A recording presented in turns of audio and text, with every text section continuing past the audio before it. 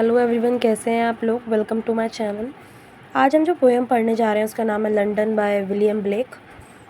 तो ये जो पोएम है लंदन, ये एक लिरिक पोएम है जो कि विलियम ब्लेक के पोएम्स के कलेक्शन सॉन्ग्स ऑफ एक्सपीरियंस से ली गई है। पहले ऑथर के बारे में बात कर लेते हैं। तो जो विलियम ब्लेक है, इनका जन्म 1757 में लंदन इंग्लैंड के अंदर हुआ और 1827 में इनकी डेथ हो गई थी लंदन में ही एट द एज ऑफ 69। ठीक है, ये one of the greatest poets में माने जाते हैं in the history of English literature. साथ ही ये रोमांटिक एज के पोइट भी माने जाते हैं, लेकिन इनके लाइफ टाइम में इन्हें ज़्यादा कोई जानता नहीं था। तो ये अननोन ही पर्सन थे। एक पोइट्री के अलावा ये पेंटिंग्स भी किया करते थे और साथ ही ये एक एनग्रेवर भी थे, जिसे हम नक्काश बोलते हैं हिंदी में। अगर हम इनके कुछ रिनोन्ड यानी जाने पहचाने लिरिकल जो वर्क्स होते हैं आज जिन्हें जाना जा रहा है उनकी बात करें तो उसमें आती हैं the lamp, the tiger, London, साथ ही आइकॉनिक जेरूसलेम जो अनऑफिशियल नेशनल एंथम बन चुकी है ब्रिटेन की एक तरह से। अगर हम इनके फेमस वर्क्स पोइट्रीज़ की बात करें तो उसमें पोइटिकल स्केचेस है जो कि 1783 में पब्लिश हुई थी। सॉन्ग्स ऑफ इनोसेंस है जिससे ही मतलब लैम्ब एक्सट्रैक्टेड है, तो वो 1789 में पब्लिश हुई थी। और सॉन्ग्स ऑफ एक्सपीरियंस जो कि 1794 में पब्लिश हुई थी और जिससे लंदन ली गई है। साथ ही इसी से जो द टाइगर लिरिकल वर्क है वो भी ली गई है। ये जो हमारी पोएम है लंदन, ये एक बहुत सिंपल पोएम है जिसमें 16 लाइंस हैं टोटल, 4 स्टैंजा हैं, ड्रामेटिक मोनोलॉग पोएम बोल सकते हैं हम, और 4 लाइन स्टैंजा है तो हम इन्हें क्वार्टरेन बोलते हैं। ठीक है, इसकी जो राइम स्कीम है वो है ए बी चारों में ही, और आयम्बिक टेट्रामीटर का इसमें यूज़ हुआ है। और अगर हम इस पोएम की थीम की बात करें तो ये जो एक पोएम है ये एक सीरियस कमेंट्री है, यानी टिप्पणी है किस पर, सोशल इश्यूज़ पर, सामाजिक मुद्दों पर, जैसे कि पॉवर्टी, गरीबी, ऑपरेशन यानी दूसरों की जो कुछ राइट्स हैं उनका हनन करना, उन्हें दबा करके रखना, चाइल्ड लेबर जिसमें चिमनी वर्कर्स जो है इसमें चाइल्ड लेबर को दिखाया गया है पोएम में। ठीक है, और प्रोस्टिट्यूशन जो कि सिटी के अंदर हो रहा था। प्रोस्टिट्यूशन को अगर मैं ढंग से क्लैरिफाई करूँ तो ये वो वर्ड है which is used for a women who involved in some kind of sexual work for money. Okay, तो वो भी हमें लास्ट पैराग्राफ में देखने को मिलेगा इसमें। तो ये थीम थी और विलियम ब्लेक पोइट के बारे में बस इतना ही था। वैसे है तो बहुत कुछ, लेकिन अभी हम इतना ही पढ़ेंगे पोइट के बारे में। अभी अपनी हम पोएम शुरू करते हैं। इसमें एक और चीज़ है, इस पोएम का बैकग्राउंड। ये 18th सेंचुरी के लास्ट में जो इंडस्ट्रियल रिवॉल्यूशन के टाइम पे लंदन के अंदर जो डिप्रेशन चल रहा था, करप्शन चल रहा था, ऑपरेशन चल रहा था लोगों का एडमिनिस्ट्रेशन के द्वारा, जो मोनार्की चल रही थी वहाँ पर उन्हें कुछ भी करने का अधिकार नहीं था। सभी चीज़ पर एडमिनिस्ट्रेशन का कब्ज़ा था, चर्च का कब्ज़ा था। उस चीज़ का यहाँ पर वर्णन किया गया, उस चीज़ को एलेबोरेट किया गया है और वहीं पर पूरा बैकग्राउंड का सेटअप है, हिस्ट्री बैकग्राउंड यही है इसका। ठीक है, तो अब हम पोएम शुरू करते हैं। I wandered through each chartered street near where the chartered Thames does flow, a mark in every face I meet, marks of weakness, marks of woe. तो यहाँ पर पोइट खुद को एड्रेस करते हुए कह रहे हैं, खुद को संबोधित कर रहे हैं यहाँ पर, और वो कह रहे हैं I cross through every and each street. We wandered यानी मैं, वांडर्ड का मतलब मैं गुजर रहा हूँ, क्रॉस हो रहा हूँ, हर गली से, हर रोड से मैं क्रॉस हुआ। चार्टर्ड का यहाँ पर मतलब है something which is determined and defined by the law, यानी कानून द्वारा परिभाषित और निर्धारित, मान्यता प्राप्त और आधिकारिक रूप से घोषित जो चीज़ें होती हैं उसके लिए चार्टर्ड यूज़ करते हैं वर्ड। ठीक है, चार्टर्ड। तो यहाँ पर वो कह रहे हैं कि मैं हर गली से, हर रोड से गुज़र रहा हूँ जो कि कानून के द्वारा परिभाषित है, निर्धारित है, और साथ ही मैं जा रहा हूँ थेम्स सी के पास से जो कि विच फ्लो नियर स्ट्रीट्स, इन स्ट्रीट्स के जो कि पास में बहती है। अब चार्टर्ड थेम्स का यूज़ हुआ है यहाँ पर, तो वो इस चीज़ के लिए हुआ है कि जो एडमिनिस्ट्रेशन चर्च है उसका जो रूल है वो सिर्फ सिटीज़ और स्ट्रीट्स पर ही नहीं है बल्कि सी लैंड पर भी है, जो कि दर्शाता है कि उस टाइप पर क्या चल रहा था, डिक्टेटरशिप चल रहा था। ठीक है, a marks in every face I meet. अब यहाँ पर जो फेस है ना, उसमें सिनेक्टकी फिगर ऑफ स्पीच है, जहाँ पर पूरे इंसान को उसके सिर्फ किसी एक बॉडी पार्ट से अगर दिखाया जाए, रिफ्लेक्ट किया जाए, तो उसमें सिनेक्टकी फिगर ऑफ स्पीच आता है। ठीक है, तो यहाँ पर वो अब कह रहे हैं थर्ड लाइन में कि मैंने देखा कि हर इंसान के चेहरे पर मुझे एक चिन्ह दिखा, और वो चिन्ह मार्क किस चीज़ का था? वीकनेस। यानी कि वो लोग बहुत ज़्यादा थके हुए थे और वो उनके हर किसी के चेहरे पर मुझे दुख दिखा और कमज़ोरी दिखी।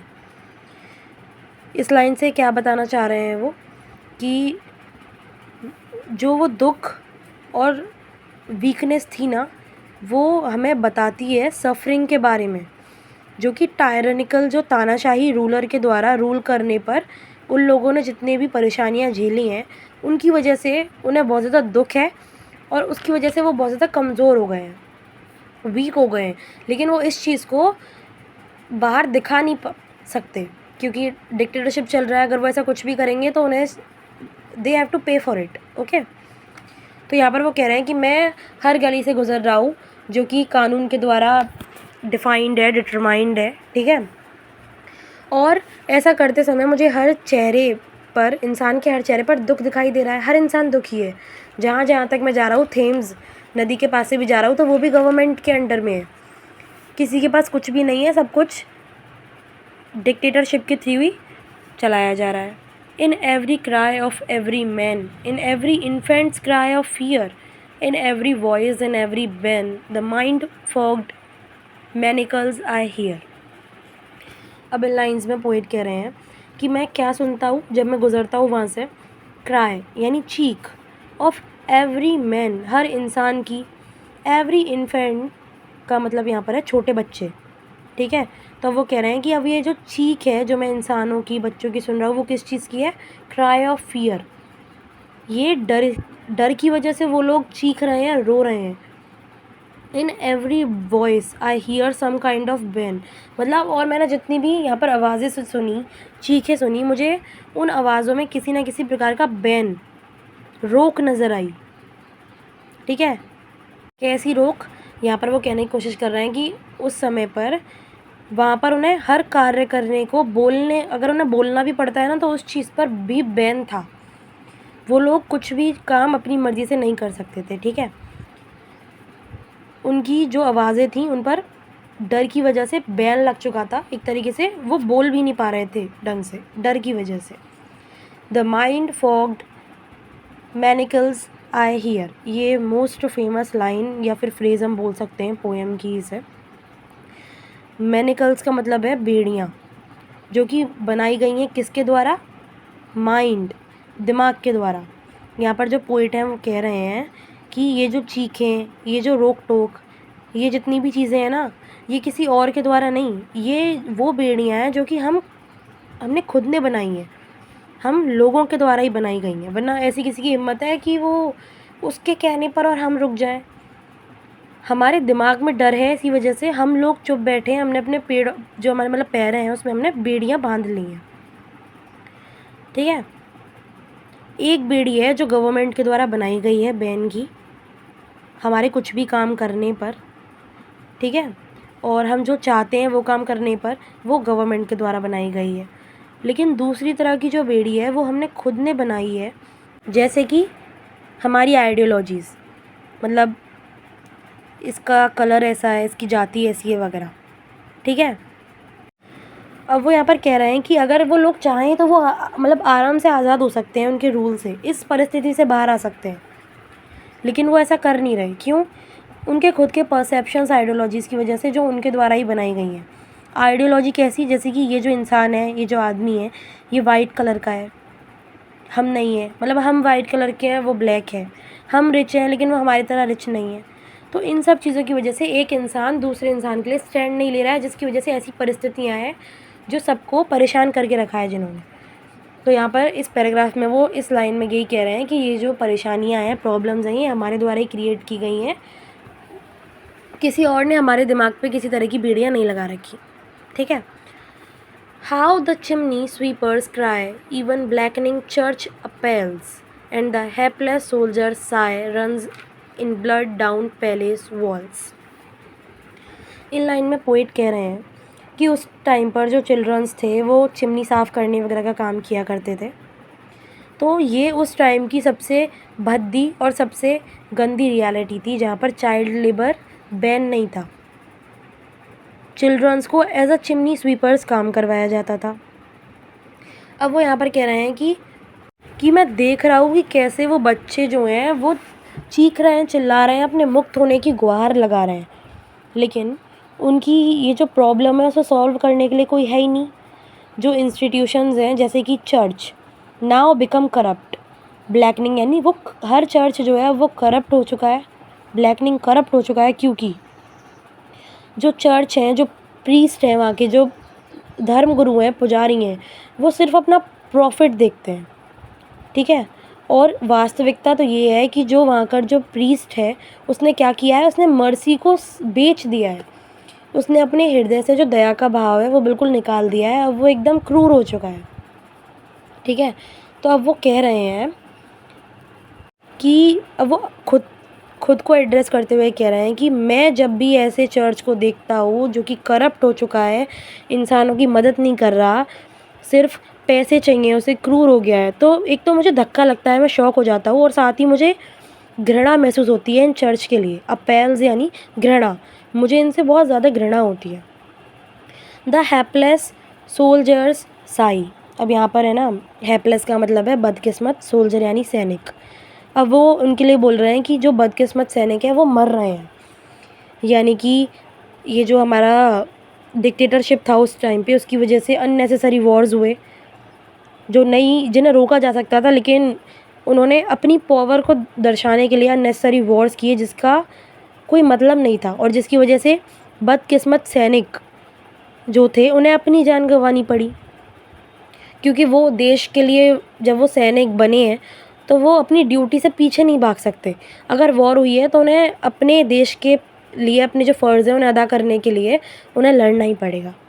ठीक है, अब वो बता रहे हैं कि इन सब चीज़ों के लिए, ये जो खून खराबा हुआ है इसके लिए जो एकमात्र रिस्पॉन्सिबल है इस ब्लड शेड के लिए, खून खराबे के लिए, इन सभी परिस्थितियों के लिए, वो कौन है? ये पैलेस वॉल्स। अब ये जो पैलेस वॉल्स है, यहाँ पर metonymy, METONYMI figure of speech है, यानी कि जब हम किसी चीज़ को इनडायरेक्टली उसके संबंधित चीज़ से दर्शाते हैं, जैसे सिंहासन और गद्दी किससे रिलेटेड है? राजा से। वैसे ये जो पैलेस वॉल्स हैं ये उस टाइम पर उस चीज़ से रिलेटेड है जहाँ पर राजा रानी निवास करते थे, यानी महल की बात हो रही है। कि खून खराबे के लिए और जितनी भी सर्कमस्टांसेस यहाँ पर परिस्थितियाँ हुई हैं उसके लिए ज़िम्मेदार कौन है?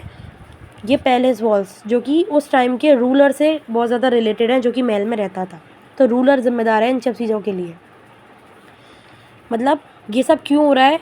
ये सब रूलर करवा रहा है, वही एकमात्र रीज़न है इस खून खराबे का और इन सभी परिस्थितियों का। ठीक है, but most through midnight streets I hear how the youthful herald's curse blasts the newborn infant's tear and blights with plagues the marriage hears। अब यहाँ पर जो पोइट है वो कह रहे हैं through most of the streets, ज़्यादातर जितनी भी स्ट्रीट्स हैं मुझे उनमें चीखें सुनाई दे रही हैं, और कर्ज यानी कि कोस रही हैं वो। यंग हेरलोड्स किसके लिए आए हैं यहाँ पर? यंग हेरलोड्स जो वर्ड है वो प्रोस्टिट्यूट्स के लिए आया है। मैंने शुरू में ही बताया था प्रोस्टिट्यूट वर्ड का meaning, which is used for a women who involved in some kind of sexual work for money. ठीक है, तो जो वो यंग हेरलोड्स हैं, जो वो प्रोस्टिट्यूट्स हैं, वो ये काम अपनी लिवलीहुड के लिए करती हैं। ठीक है, और ये काम करना उनका कंपल्सन यानी मजबूरी है, और इसके जितने भी नेगेटिव इफ़ेक्ट्स होते हैं वो उन्हीं के द्वारा झेले जाते हैं। ठीक है, तब वो कह रहे हैं कि मैं जब भी मिडनाइट स्ट्रीट्स, मतलब आधी रात को मैं स्ट्रीट से सुनता हूँ उनकी चीखें। ठीक है, अब वो चीख क्यों रही हैं और वो कोस किस चीज़ को रही हैं?